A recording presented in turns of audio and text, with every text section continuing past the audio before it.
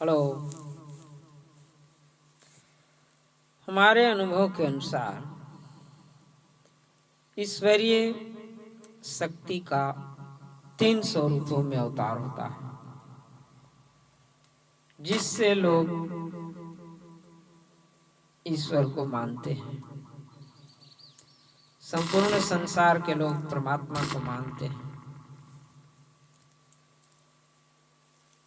कोई ईश्वर के अवतार को मानव शरीर में राजा के रूप में मानते हैं, जैसे कि राम जी का अवतार हुआ था, कृष्ण जी का अवतार हुआ था। ये राजा के रूप में थे। ये ईश्वरीय शक्ति का ही अवतार है। परमात्मा का उनमें गुण विद्यमान था और उन्होंने अनेक असंभव कार्य किए जो राजा के रूप में थे। दूसरा, संत के रूप में, लोग संत के रूप में, गुरु के रूप में भी ईश्वर को मानते हैं, यानी ईश्वर का अवतार है। जैसे कि कपिल मनु हुए, वाल्मीकि मुनि हुए, दत्तात्रेय भगवान हुए, और भी लोग अवतार के रूप में, संत के रूप में गुरु को मानते हैं। तीसरा, स्त्री के रूप में यानी आदि शक्ति के अवतार, यानी आदि शक्ति के रूप में ईश्वर को मानते हैं। जैसे कि कोई दुर्गा जी के रूप में मानता है, कोई सरस्वती के रूप में मानता है, कोई पार्वती जी के रूप में मानता है, कोई लक्ष्मी जी के रूप में। ये सब में ईश्वरीय शक्ति को ही मानते हैं, उनको अवतारिक मान करके वो ईश्वर के रूप में लोग पूजा करते हैं। कोई संत के रूप में करता है, कोई राजा के रूप में करता है। तो उनमें ईश्वर का गुण विद्यमान देखते हैं या सुनते हैं तो उनको मानते हैं। सबसे बड़ी बात है श्रद्धा, विश्वास।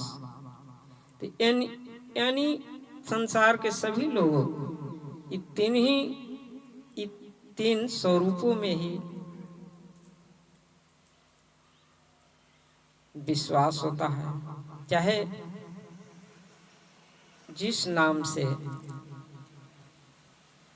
जिनको मानते हो, नाम लेते हो, लेकिन सब में ईश्वरीय शक्ति का ही वास होता है। परमात्मा ही रहते हैं और ईश्वर की कृपा से ही किसी न किसी रूप में वो शक्ति का संचार हो जाता है और लोग ईश्वर के रूप में मानते हैं। परमात्मा एक ही, नाम अनेक है। कोई अल्लाह कहता है, कोई ईश्वर कहता है, कोई भगवान कहता है, कोई परमात्मा कहता है। कोई ईसा मसीह के नाम से जान रहा है, कोई महात्मा बुद्ध के नाम से जान रहा है। जो भी हो, लेकिन परमात्मा एक ही है। जैसे कि एक बल्ब से भी प्रकाश होता है, ट्यूबलाइट से भी प्रकाश होता है, वेपर लाइट से भी प्रकाश होता है, लेकिन सब में संचार करंट का ही होता है। उसी तरह से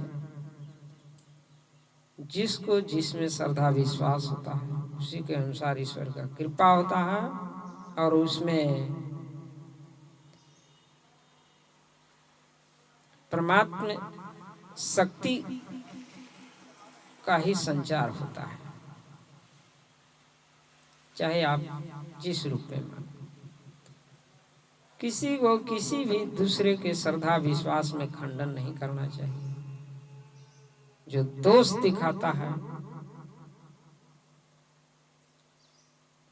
उसी को कमी कहा जाएगा। मुख्य आत्मविश्वास श्रद्धा भाव पर निर्भर करता है। चाहे कोई भी व्यक्ति किसी को मानता हो, इसलिए दूसरे के सद्भाव और प्रेम में खंडित नहीं करना चाहिए। और एक व्यक्ति दूसरे को गाली देगा तो फिर दूसरा भी उसको गाली देगा ही। इसलिए दूसरे सिद्धांत मान्यता या धर्म संप्रदाय को दोष दिखाना या भला बुरा करना ये ठीक नहीं है। जय श्री राम।